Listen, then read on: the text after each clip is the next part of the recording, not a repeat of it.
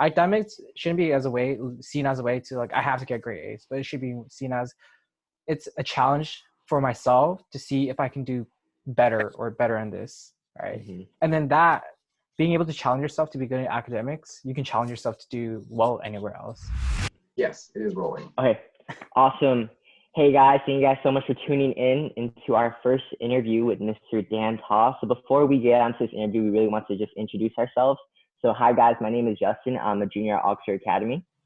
Right. My name is Ethan. I'm also a junior at Oxford Academy. And I'm Yash. And the point of this, our podcast name is Unconventional Norms. Really throughout Oxford culture, we've seen that we put a lot of pressure on like getting to the top college or having perfect grades. And we see like a lot of negative impacts on students and even ourselves. And we really want to try to change that atmosphere and change that culture by getting people like Dan Toss to just share their story and in like an unconventional way. Yeah. For sure. Right. So we have Mr. Dan Toss, or he said we can call him Dan for the podcast. But he's an entrepreneur. He's an alumni from Oxford, and he started clubs at Oxford. He started clubs at UCI. He started businesses. Is that correct? And a bunch of he earned a bunch of merit-based scholarships too. So like this guy is a guy who knows what he's doing. Right. So to start off, can you give us some background on yourself and also tell us what you've been doing recently, especially because of all the coronavirus stuff? So, hi guys. So my name is Dan, and I am an alumni from Oxford. So I graduated class of 2018, so 2 years ago from here. So right now I'm a second year at UCI, and as Ethan stated, so I founded Pennywise Club, which is a financial literacy club back in Oxford. I don't know how it's going now. So, and then I also co-founded Manifest with a bunch of other friends. They are also entrepreneurs, and I also started my own business with my business partner, Steven. We started Forever Culture, which is an e-commerce company where we specialize in building brands in niche markets. So we build brands in like hypebeast, anime, fitness, and some celebrities that purchased us in the past are people like Justin Bieber, Chief Keef, Andy Ruiz, if you're into the world of boxing. So there's been a lot of up and downs these past 2 years ever since I graduated Oxford, but it's been really exciting. Awesome. For sure. Just a heads up. So if you hit the mute button and you mute yourself, you won't be able to unmute yourself because the host has to unmute you. So just a heads up. And then also, for those of you guys who are watching, if you guys have a question that you guys want to ask Dan, you can go ahead and type it out in the chat, and then Dan will see it, or we'll read it off for Dan to see. All right, so going on to the second question. So what is your perspective on college and grades?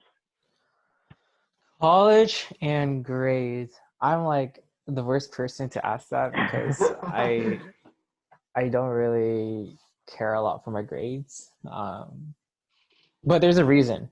Okay. So to give a little backstory. So in Oxford, I was like a B plus type student. And even in college, I'm still like a B plus student. But what I found, like what I value the most is really learning for myself. So whatever effort I put into things, then the grade is just a byproduct. So I know a lot of my friends and a lot of people I meet, they really, really emphasize grades because that is the known path to stability and security. So if I get A plus or straight A's in high school and get straight A's and get a 4.0 GPA in college, then I know I'll get a good, pretty decent paying job. But I really see that as competing with a lot of people that also can get really good grades. And I knew that, like, I'm a terrible student in like school, so I can't do that. So I found other ways to be successful in. And the one thing I found the most successful in is really, it's really cheesy, but it's to believe in yourself. So let's say, who's a hard teacher in Oxford right now? Williams, Hodges. Mr. Williams? Ah, yes, Mr. Hodges, Mr. Williams. All right. Yeah. So give a good example. So, their tests are ridiculous. You're just like, oh my God, am I going to get an A or B or whatever? But, like, I would think like when I'm going to take that test, before I take it, I'll be like, hey, like, I'll study as much as I can, given the time, the best of my capabilities. And when I do that, and whatever grade I get is just a reflection of my efforts, but it does not define like really like who I am. Like yourself if you did your best. Yourself if you're smart or not. But then you also got to be content with that. I think a lot of times, a lot of people my age, or not my age, but back then, like they really pressure themselves to get A's. But then your mental health really deteriorates from that. And then later on, they get all burned out. Unless you're like a super genius, what some people are, or like really hardworking, really disciplined. Right. So I know.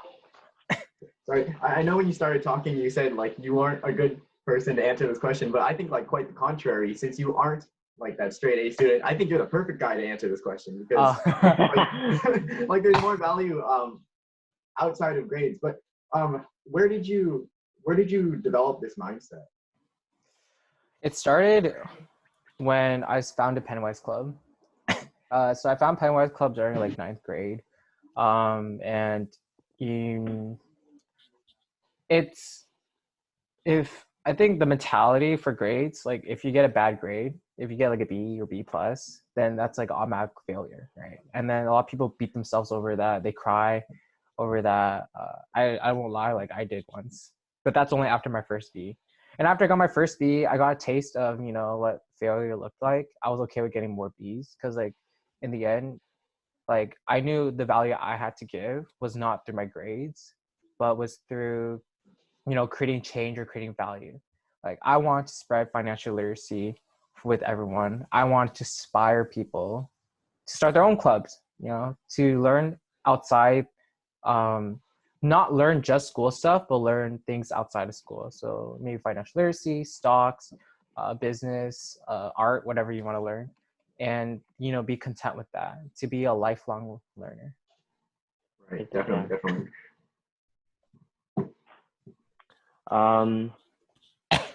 Okay, so next question is, for us high school students, what do you recommend us to do? I would recommend high schoolers to really focus on themselves and to develop themselves. And when I say that, I mean like mentally, because going to college, I see a lot of people struggle with school, because I don't think it's because school is hard, but it's because they're just not happy with who they are at that point of time. Where mental health is a serious issue in college, because a lot of people get, I'd say, early burnt out. Like they would get depressed from having too much work to do, and then sometimes you don't really know why you're doing it. They don't know really who they are or what they want to do, and it's hard to find that now. But I think the best thing to do that is to just do things. Everything you do, it's like a step take towards what you want to do. So let's say I knew, so I'll give you an example of my business, right? So I have to do a lot of accounting and a lot of legal stuff. And after doing tons of accounting stuff, like I have to record transactions, make sure the books are checked, I learned that I absolutely hated accounting. So now that I know in business, right, because I tried out accounting, I know that I'm not really like passionate about it. So I can do something else that I enjoy more. So in high school, do things beyond just studying, beyond FBLA, like try things out, talk to people. I think the most important thing that high schoolers should do is talk to other people and get their experiences. So I wish I took advantage of this, but when you're younger, a lot of adults really like to help you out. So if they see some high schooler emailing them, like a professor seeing you email them, they'll be like, what the heck is this kid doing? And then you ask them some question. Yeah, they'll love to answer you. And I know in the past, that's how one Oxford student, I think his name is Kevin Yoon. So he was 2 years older than me. So he worked with some professors to create robotics and stuff like that. But that's only because he reached out to them so that he can ask them to work. And he got some papers published. And now he's, I think, at Harvard. Dang. Yeah.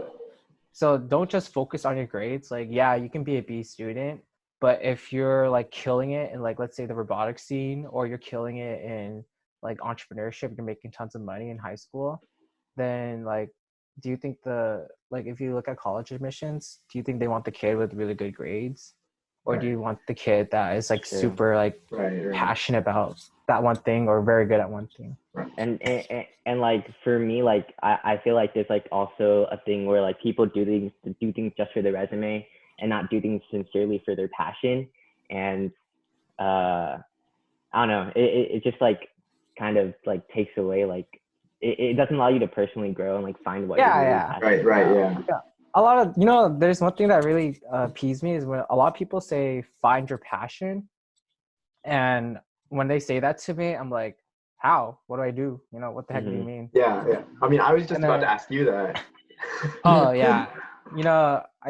For me, you don't really, I mean, you do find your passion, but the way to do it tangibly is you got to do things that you're not passionate about. Like if you cannot find it instantly, then you got to do the 1,000 things that you don't know, that you don't like, and then you eventually find it. So kind of like try a bunch of things, right? Not even try it. Like you want to be, once you try it, you want to be good at it. Because I wasn't really passionate about entrepreneurship, but as I progressed along my journey, right, I got to learn more. I got better at it. And because I knew I was getting a lot better with it, I became more passionate about it, because I knew that I can show other people I'm super good at it. I hope that makes sense. So do you think that when you talked about developing yourself earlier, like how is that kind of, how has your journey like affected developing yourself? Like how has it impacted you? So my time at Oxford and my time in college, my main purpose right now is to fulfill myself or complete myself as a person. So when I was going to Pennywise Club, I learned a lot about leadership qualities that I was discovering within myself. I learned about what I enjoyed. Am I a confrontational person? Am I not? Am I risk aversive, or do I love taking risks? Mm-hmm. Can I talk to people? Can I socialize with people?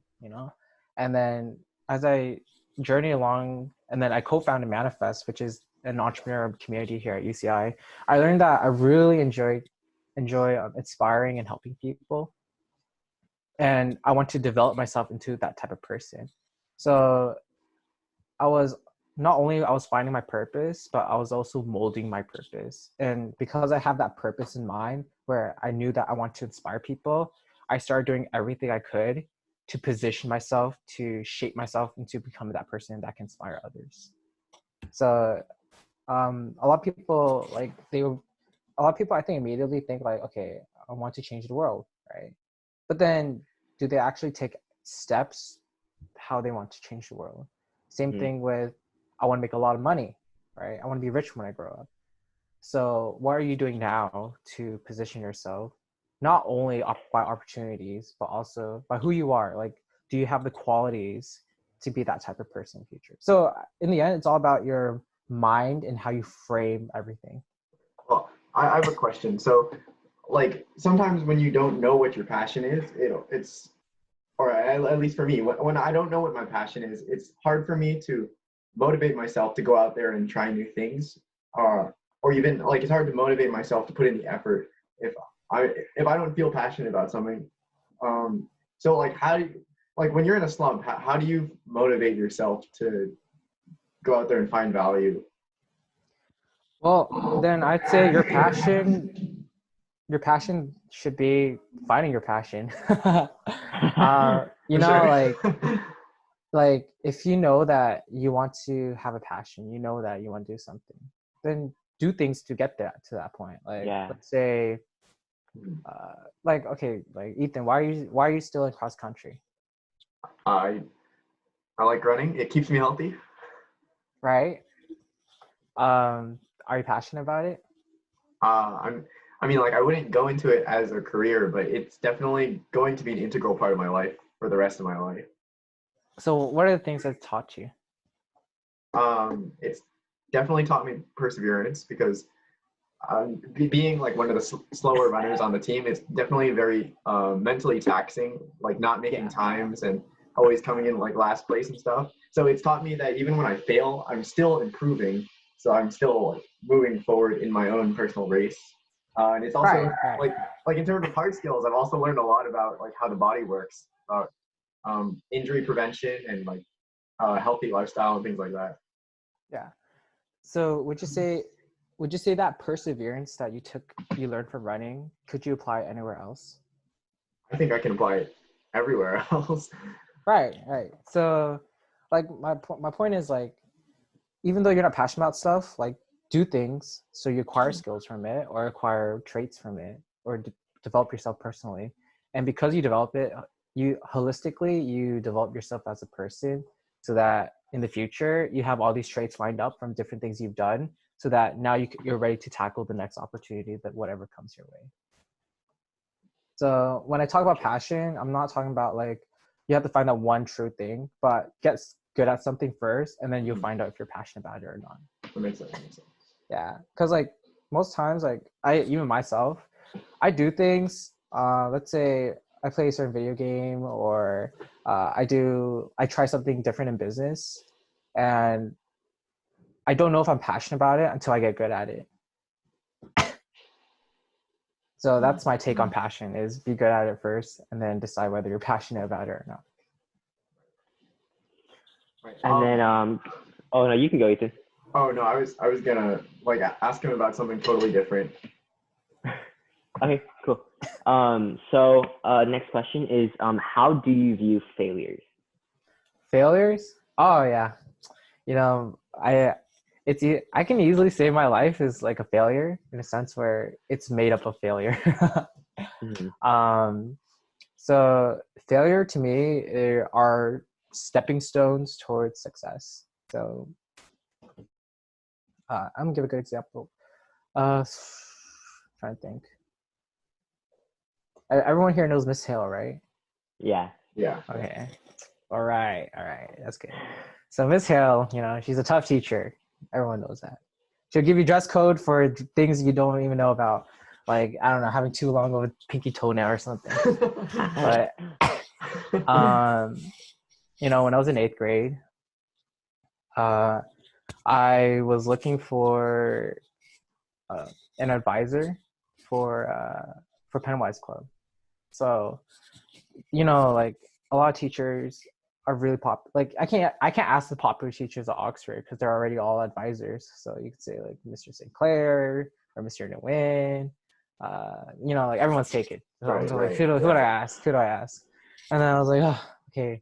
The only teachers that are available that make sense for financial literacy are the business teachers. So you have either Mr. Rollersdam or Miss Hale. And I'm like, God, like I have to ask Miss Hale. I was the 8th grader. I was like, crap. But I sent her an email. She's super nice. And after that, like we got along, and then we had to go now. And I had to bring it to Miss Vasquez, who's not there anymore. And when I proposed the club, she said no. And I was like, why? It's a financial literacy club. We have nothing like this. So that was kind of like the first failure I experienced where like, like I couldn't get this club through, right? But because she said no, that I didn't stop there. So I asked her why. And she told me the reasons why. And she said, oh, we have FBLA, right? I was like, okay, cool. I'll take this back home. So then because of that failure, I learned something. I talked to Miss Hale. She's like, like be tough like me. Tell her, give her dress code or something. And then, no, I'm just kidding. But she's like, like tell her like this is not FBLA, this is financial literacy. And then because from that failure, I took that. It's just a very small example. And then I talked to Ms. Vasquez again, and then the second time, and then she approved it because she found it compelling to have a financial literacy club. So failure you shouldn't be afraid of it. You should embrace it wholeheartedly. Try not to fail twice. but take what you learn so you can apply for success in the future. Like to give a modern example for Oxford students, like I failure could be like getting a B or B plus, right? Being too scared to focus on something else because you have to worry too much about your grades or academics, and because of that, if you don't fail in that sense where you don't get a B, then you're always going to be fixated on grades and academics. And then you most likely sometimes you won't have time to focus on other things and develop yourself. So like, have any of you guys had B's before in your life? I have had one. Yep. Yeah, right. Like, did it kill you? The first time. It kind of, yeah. It's like the first No, time there's yeah. like a red blood stain on your transcript. Yeah. But then, like, in the end, like, do you think it'll affect you as much No, definitely compared to not. what you've done? And I think that's one of the classes where I've actually learned the most, even though I didn't get an A in that class. Yeah, then that's perfectly fine. Like, the classes I learned the most in college are the ones I get B's or B pluses in, but because they're so difficult that I really challenge myself to learn. So that's my take on failure. And I'm I think curious. like another thing. Yeah. Ethan, you want to go? Yeah. So what about like business related classes? Or were you in the business pathway when you were at Oxford? Yeah, I was in the Did business pathway. Did you get good grades in those classes? I remember napping most of my classes, so I don't remember my grades. Like, the thing is, like, because I'm in college, my high school grades don't matter as much to me. So Right. like, I know in high school your grades mean the whole world to you because that's Right, yeah. what Mhm. defines you. But I never had really good grades Yeah. in high school. I mean, that's the whole idea of our podcast on unconventional norms, because the norm is that you get good grades, you get a good job, but Yeah. yeah. No, yeah. I can definitely see that. There's nothing wrong with that. It's just that, like, if you're not, the whole issue is that people are beating themselves over for something they might not meant to Right. be, but they can be good at something else. Mhm.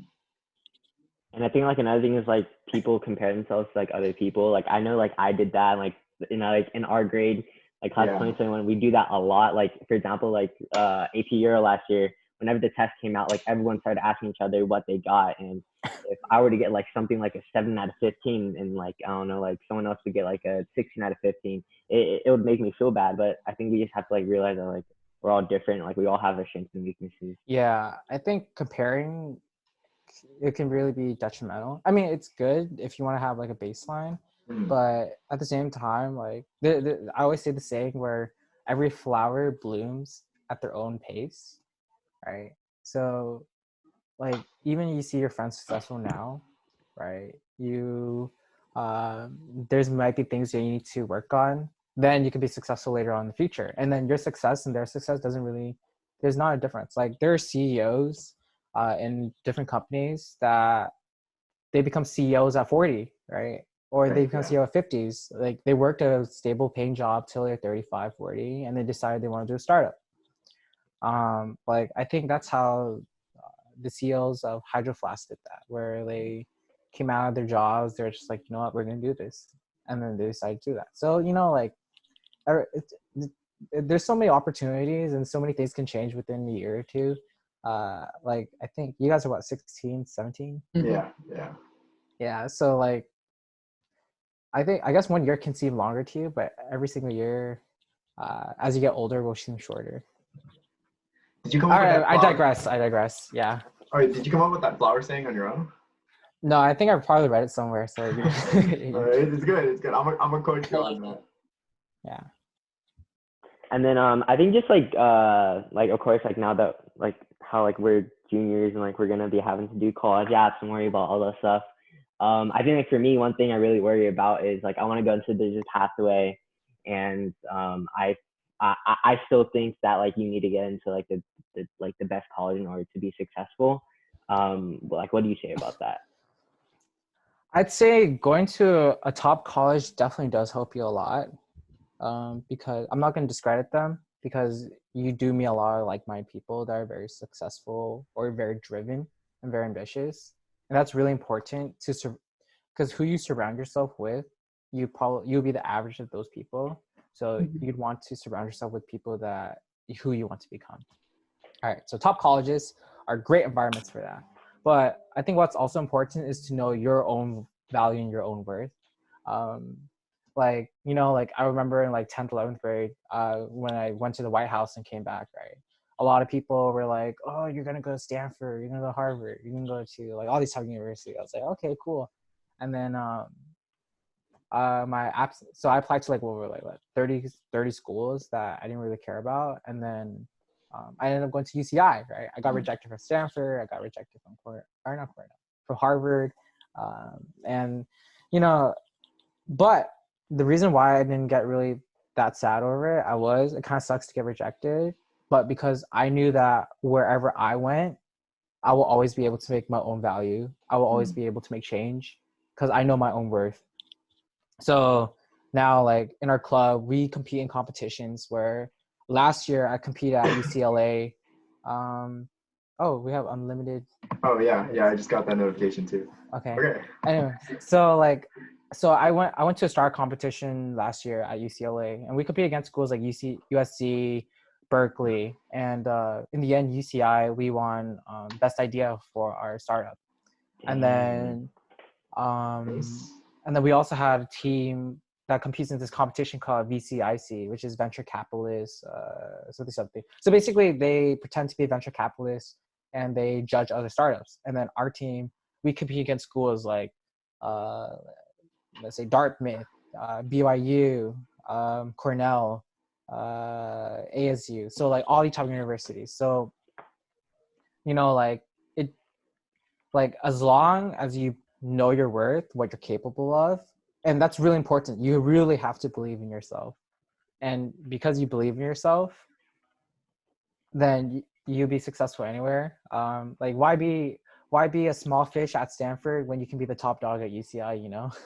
Right. Is that you, the top dog? No, not yet. I'm getting there. So. And then All right, you go, Justin. yeah, and then in terms of like getting that confidence that you said is like kind of knowing your worth. I think that's something that for me, like I struggle with, and I think a lot of people struggle with. How would you say we can develop this, like maybe through like a high school years and all that stuff? Yeah, it's like what I said earlier. You just gotta do stuff, Like, okay, in UCI right now, there's one guy in our club. In high school, he went to school once a week, and that's it. But right now, he's making like what $1-2 million in sales per month. So he's probably making like 100-200K per month, And he's what, 22 or 23, and like a lot of people judge him for not going to school and everything, but he was using the time that he wasn't going to school to develop himself in other areas such as exploring like business or e-commerce. Right. So really, I guess the best way to answer your question is when you're gonna do something, you gotta dive deep and just do it. Like you just got no hesitation, explore it. And I think it's really easy to do it in high school, especially because I'd say like a lot of times, a lot of high school stuff after college, your high school stuff doesn't really matter. It's what matters is what you do in college. So do things that matter to you now. So let's say I know Justin, you'd like to do a lot of film study stuff, right? And like I think it's a great opportunity to really dive deep and explore it. And then because you did that, now you know that you don't want to do it as a career, but you like to do it as a hobby, right? So like Yash, like what do you do besides like school and academics? I think I like business. Me and Ethan are both in FBLA. I think that that's like something that I find like interest in besides school, I guess. Right. So in business, what do you specifically like about business? The entrepreneurship side where you can kind of come up with your own ideas and pursue what you like and what you want, and there's kind of no restrictions to that, where you can kind of take whatever path you want and there's nothing really stopping you. Right. So then here's my final question. Have you done things to explore that? To develop No, not yourself? really. So there you go.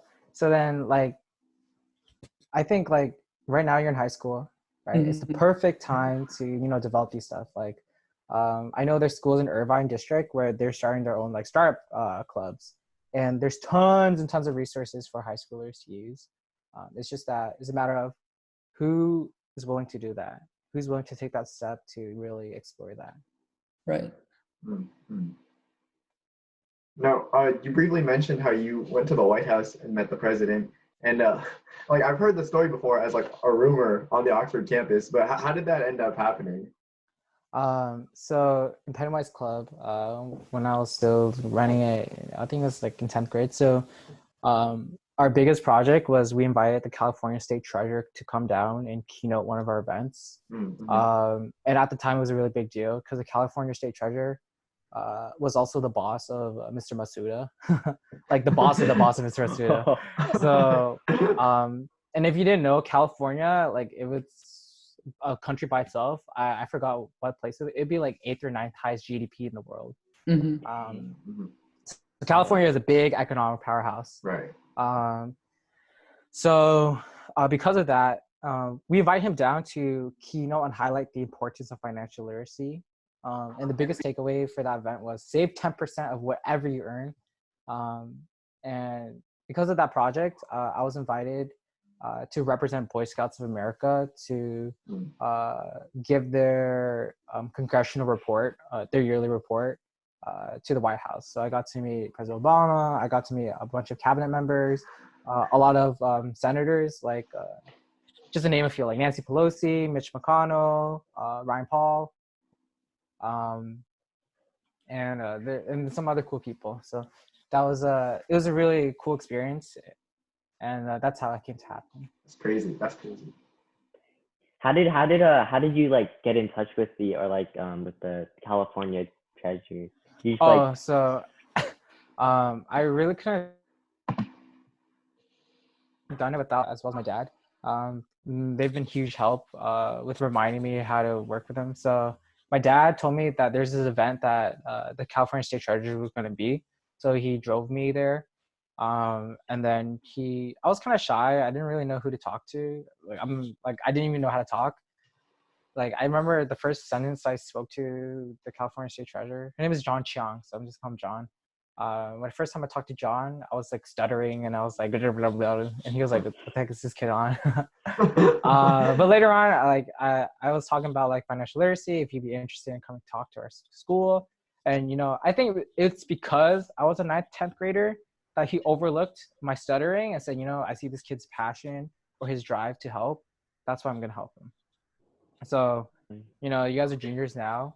I'm pretty sure you can ask Elon Musk to come down to the school and he might consider it because for the fact that you're a very driven 10th, 11th grader.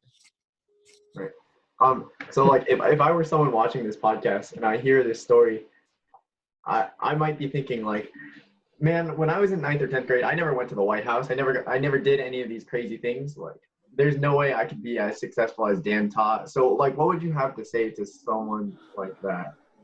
I'd say like me getting to the White House, I always think I was lucky to do that because I was just doing things that I enjoyed doing, which is helping people, like because I really enjoyed helping people. I really wanted to help my peers. Then going to the White House is just a byproduct. So like, if you know what you really want to do and then you continue to do that, then all the awards, everything are just bonuses. Cause like I'm fulfilled. Like everyone asks, what's my biggest accomplishment during high school? For me, like one of the biggest accomplishment was inspiring the people in Pennywise Club. Cause some of them, like in my yearbook notes, they wrote to me how like I really changed perspective on like talking to people or like changing their life a little bit. And for me, I was happy to hear that. And that was good enough for me. And then everything else is just like, yeah, like it's cool to go to White House. But what's more important is being able to impact the people around me. Right. And just a reminder for those of you guys who are watching, if you guys want to ask Dan anything, go ahead and you can type it into the chat and then he can answer those questions for you too. So I think our next question is, what are your observations about the impact academics has put on students' mental health? I think my opinion of academics is it really teaches a student how to follow directions well.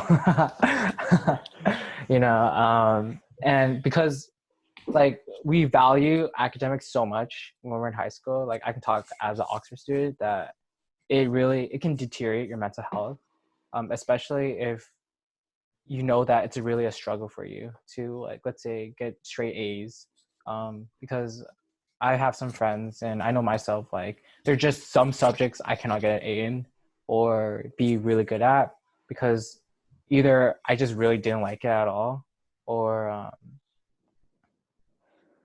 just didn't like it at all, so I just couldn't put as much time as I wanted to. So sorry, I'm trying to bring it back to the question. So because of that, I think you pressure yourself for the wrong reasons, and I think because of that, it's really bad for your mental health. Because in college, I'm all about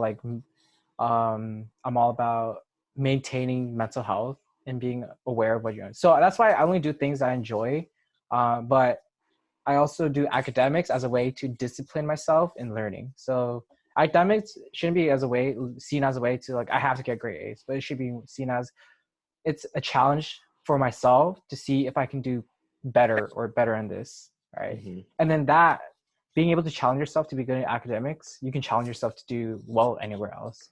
So I think that should be the main reason why you do academics and you learn, but you shouldn't pressure yourself for not getting A. You should pressure yourself to do your best. Mm-hmm. I like that. Right. And a lot of like young adults that I talk to, they always tell me to enjoy my high school years. Is that something that you did in high school? Do you have any good stories from high school? I definitely did enjoy high school, but that's because I really like to help people. So that was my way of enjoying high school. Hmm. Let's see if I have good stories. I Okay. do. Oh yes. So okay. So in Mr. Veramont's class, right? I don't think he knows this. So I think it was 11th grade. So you guys know what Durian is, right? Mm-hmm. Yeah, the fruit, So right?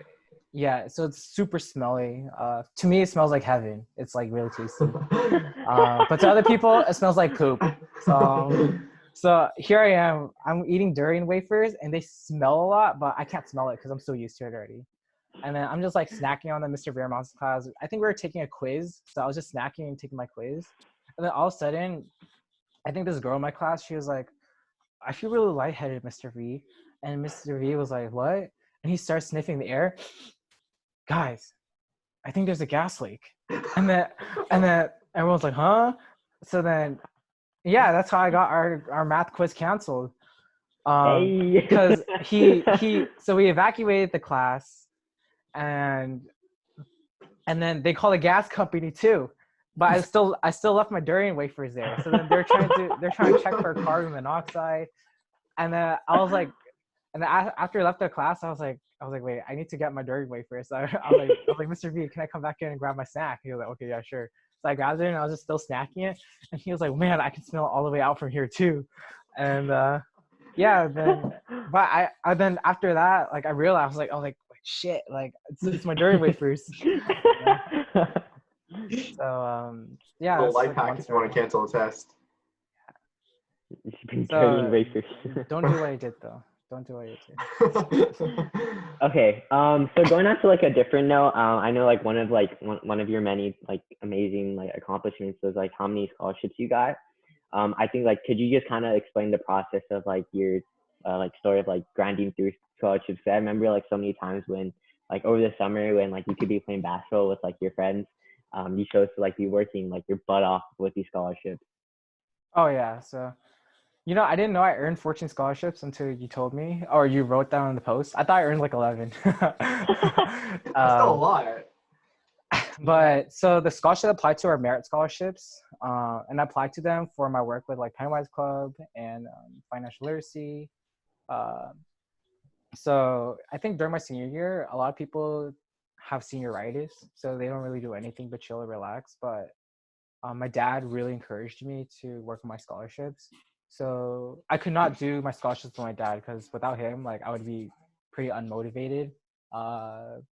and it's so worth it. Not reflecting back, so my dad and I, working together, we applied to over around 80 scholarships. Wow. So what I would do is I would write down I would answer it, and then he would edit it for me, and he would remind me of deadlines too. So that was super helpful. And out of the 80, I won 14. So I think in total, so I basically have a full ride to UCI, so which is around $35,000 per year, and then and it's you can think about this like you're basically doing 2 hours of work for $5,000 basically. So then like if you do the math, that's like $2,500 per hour. Wait, did I say 2 hours for $5,000? Yeah, so like $2,500 per hour versus like working a minimum wage job, which is $14 or $14 an hour. So then if That's you crazy. really like weigh the balance, like you're like, yeah, scholarships are definitely worth it. Mhm.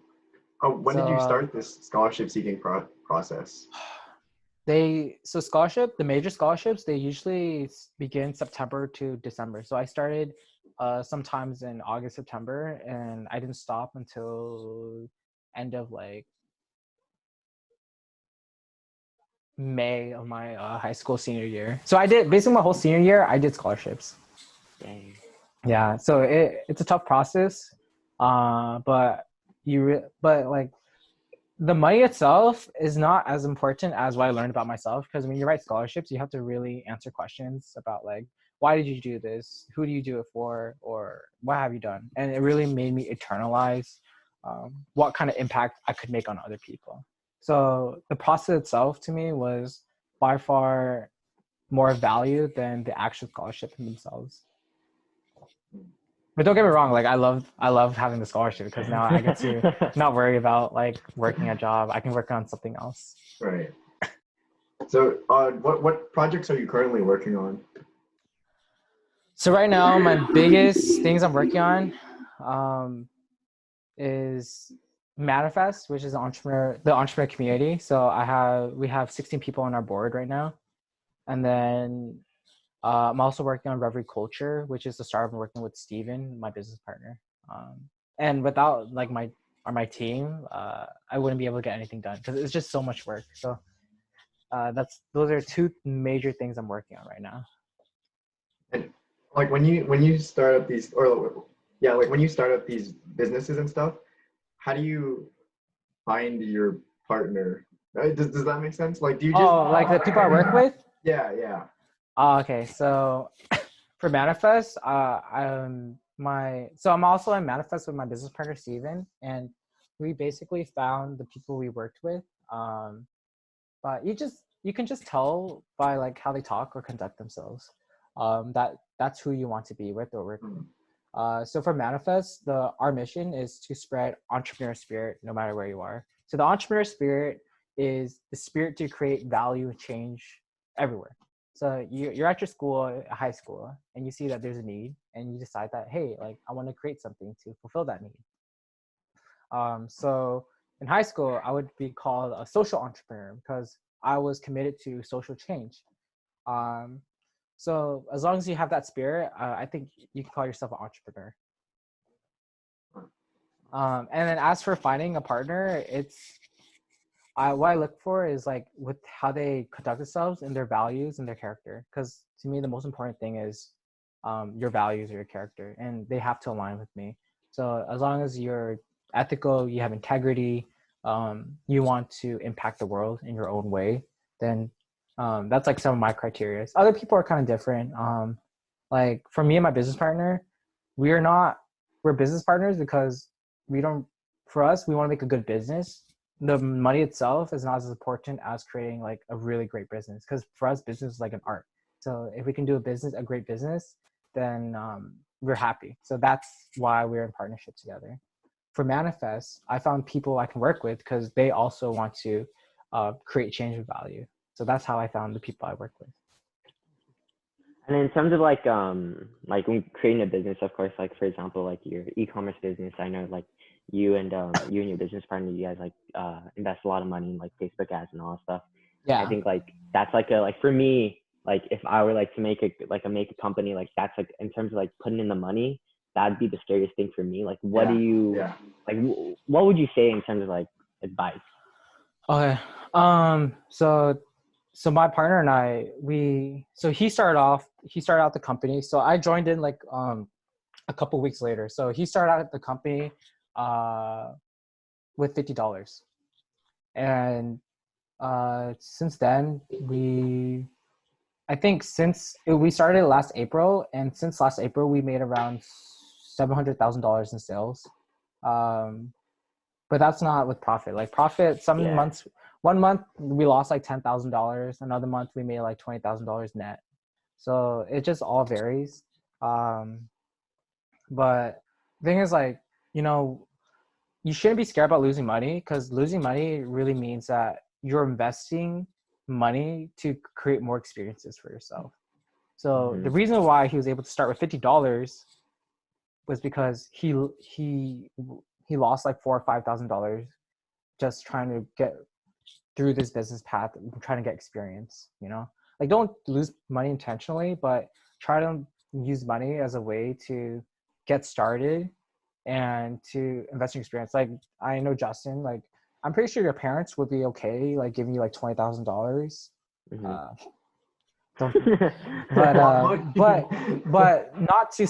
But to really work on yourself to get that business experience, because I think because like that $20,000 means really nothing when you can make $100,000 in the future. So if you're scared about the money now, like, I'm pretty sure there are people out there that will be willing to help invest in your experience. And if you're really scared about losing money, then since you're so young right now, you can always ask people who are in business right now for their experiences or to be your mentor. Right? Like let's say if let's say me, right? If Josh or Ethan or Justin, like, if you guys came up to me and say like, hey, I want to do business, how do I get started? Right? And then you do your own research to really show that you're dedicated, then yeah, I'd be super willing to help you out and give you my experiences so that you can be successful. So I guess my biggest tip, if you're worried about losing money, then ask other people for their experience so you can make money, or you don't view money as losing money, but as a way that you're spending money to invest in your experiences. And when you were starting all these things like Manifest or Reverie or like Pennywise Club, was there any moment where you're unsure as to whether the whole project's going to take off the ground at all? Oh yeah, definitely. Like, there's many times that you always question yourself, like, is this really going to be successful, or are we doing the right thing? And sometimes, like, to give an example for Manifest, right? There were two major conflicts we had. It's either, do we want to create a community of entrepreneurs, right? Of current entrepreneurs and of highly successful people together, or do we want to be a community where we help other people become entrepreneurs? So then, like back then, that was a lot to discuss, because we had to tailor our informational sessions together, our workshops. Like, do we want workshops to help current entrepreneurs, or do you want workshops to help people become entrepreneurs? And like, how do you inspire people to become entrepreneurs?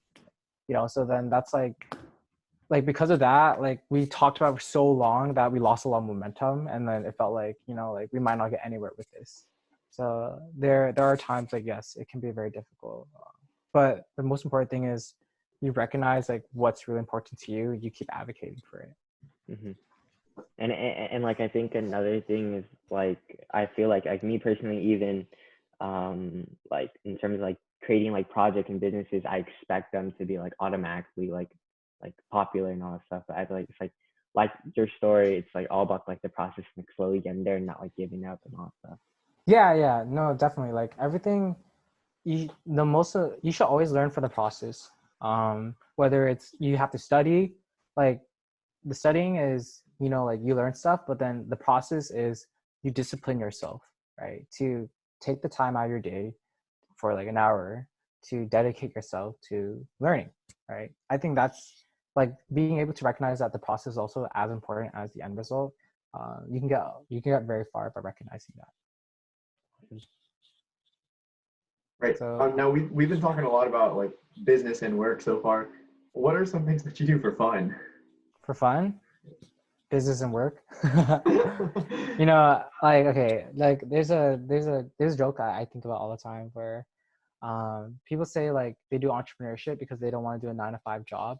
But in actuality, like doing entrepreneurship is like a 9 to 9 job. Like you always have to dedicate yourself to like learning, researching things, staying up to date with economics, or like learning new business stuff. Like what are your competitors are doing, you know?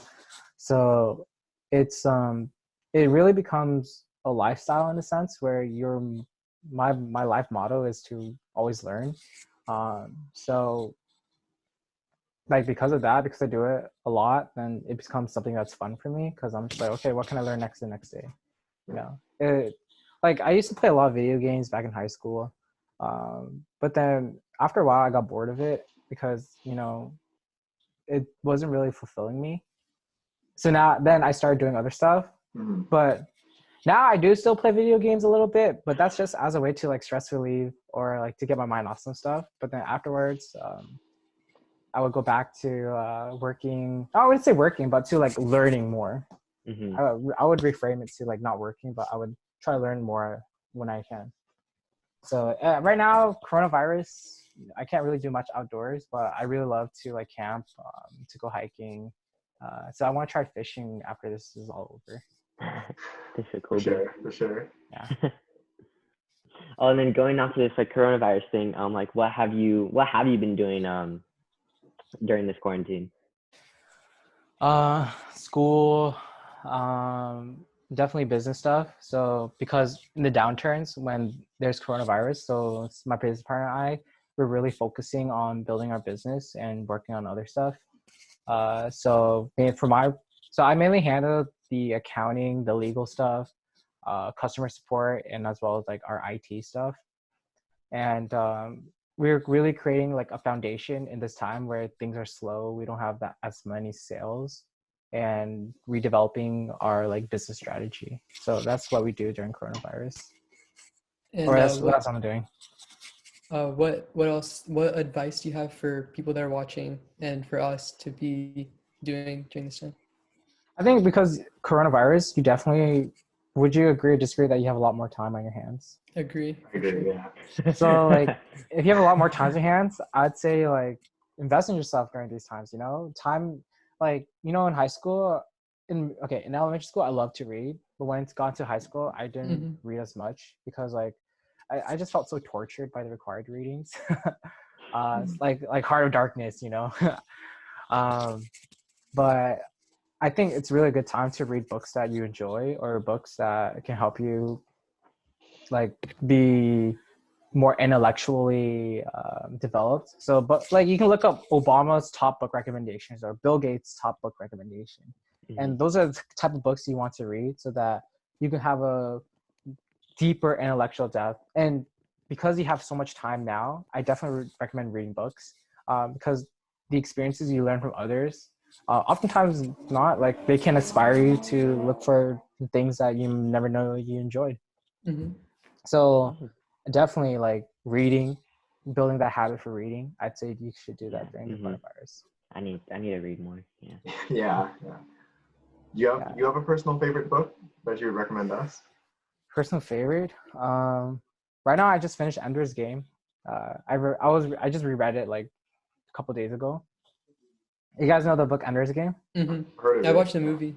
Oh, okay. Don't watch the movie. Read the book. Okay, it's so much fun. Yeah.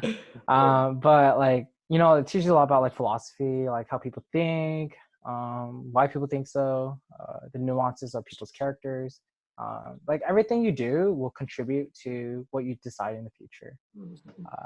I know that's kind of abstract, but look, so that's what I'm reading right now. I don't have a personal favorite because I enjoy all the books I read. I know I have personal dislikes where I know which books I did not like to read. So Right. And then last call for anyone in the audience. Do you guys have any questions for Dan?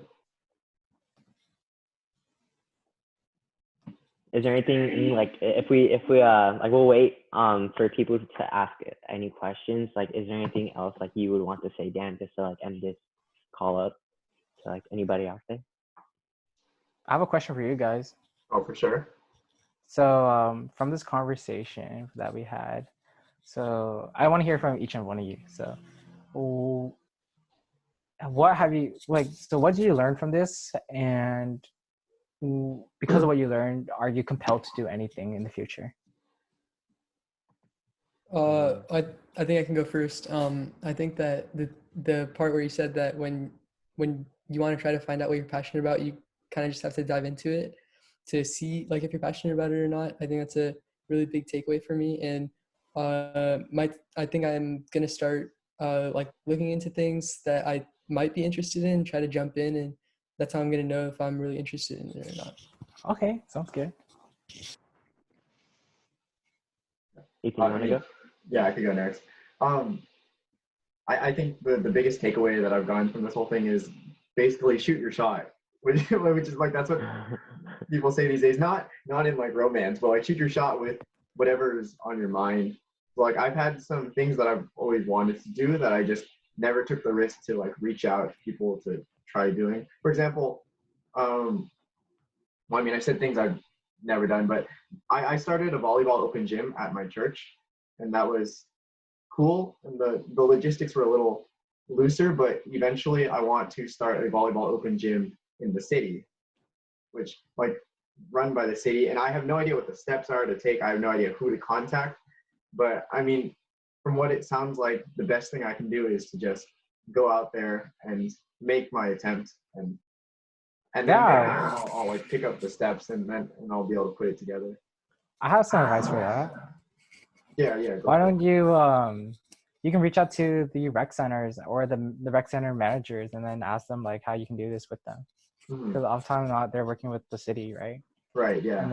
And they're funded by the city, so like that might be the best way to do it is to work with them directly. So Yeah. And then I think for me, like the biggest takeaways was the investing the money thing, like money investing in terms of like a startup company. I think that's something like I really want to do, and something that I am going to do eventually. In terms of just like kind of getting over this fear of like losing money and taking it as in a new perspective of seeing it as like even through every failure, through every success, like gaining or losing money, it's always an experience that you're learning. Yeah. yeah, like okay, how much money is a lot of money to you guys? Any amount that I don't have. So how much is that? $50 is $50 a lot to you guys? Yes. Okay, how about $100? Yeah, for Yeah. sure. $100? Okay, well, how about I tell you this? What happens if you lose $100 now because you failed? And like let's say you made a sales pitch and it cost you $100 to make that sales pitch, right? But because you failed that sales pitch, you know what you can do better next time. So the next sales pitch you made $100. The next sales pitch maybe you made $200, right? So is that a lot of money to you now? True. You know, That's like true. I see that. yeah, like Wise so man right there. it's all about like building your experience, and that money you lose now, as long as you're smart about losing that money, Mm-hmm. right? And you know the reason why, if you lose that money, what do you gain in the future that you can use to make yourself not even more money but more opportunities, maybe additional way to make impact. Like I know I use this example because I was trying to raise money for Manifest, right? um, like so I was asking this big CEO guy, owner of a very big development company, right, to fund, let's say, $500 for a club, right? But because I stuttered so much, I rushed a lot of my words. I wasn't really calm about saying it. I turned them off, right? So I lost $500 that I could have got for my club. But then, because from that experience, right, because I decided to fail that time. No, I didn't decide to fail. You know, I just failed. But because of that experience, right? So now, just last month, I was able to raise $15,000 for with Manifest to create the student startup fair where we highlight student entrepreneurs from UCI. So you see, like like in the past, from that failure, I could have got $500, yeah. But then because I know what I had to improve on, how to talk, how to conduct myself better, like let's say like 7-8 months later, then I was able to get $15,000. Wow, Well, not 15,000, but that's an exaggeration. More like 12 or 13. still a But lot.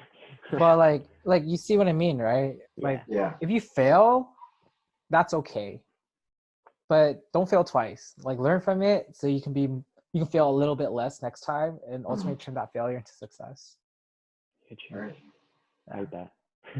It's 4:03 right now, and we don't want to keep you too long. Do you guys, Yeah, no worries. Justin, Yash, do you guys have any other questions? Nope. And then Period. the chat, do you guys have any other questions? Okay. I mean, well, I asked them earlier, so they should be good too. Thank you for coming. Do you want to like leave a contact or something if anyone watching this wants to contact you? So thank you for having me. If you want to contact me, my email is dzta@uci.edu. It says dzta@uci.edu. So just email me. I'll just send it to Justin, and you guys can distribute it however you can. All right. Yeah. So thank you for coming. Thank you, Dan, for coming, and thank you everyone for watching. Thank you. Yeah, thank you for having me. Bye, guys. All right, All right, stay see ya. safe. Bye.